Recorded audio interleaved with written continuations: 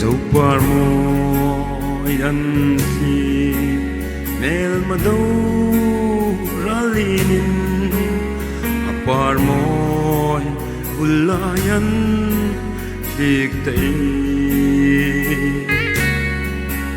tinkim ka donin ipur daw wintlay ni kantlag zo no mangay lungdi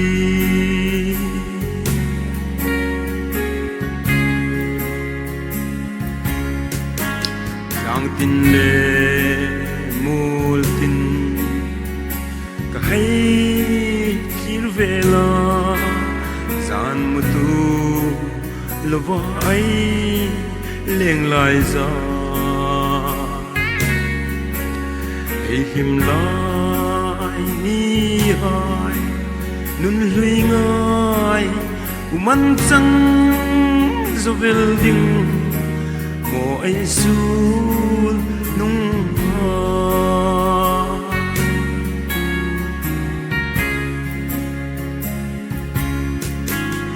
ural pui leza khosot kara bi thoi tim na chung sur thapui ei him lai ni hai lui thi le ka phang boy te ei su nung hai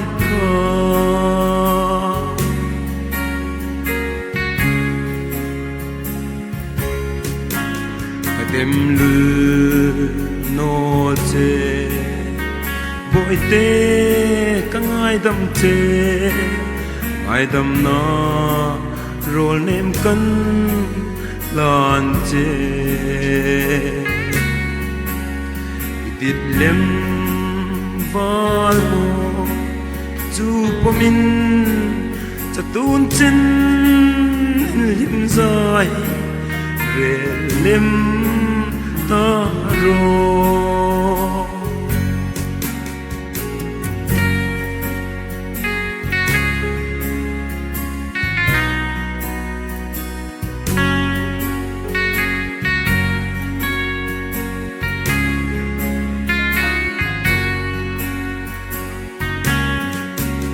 rau tlawa khua arang anh loi pa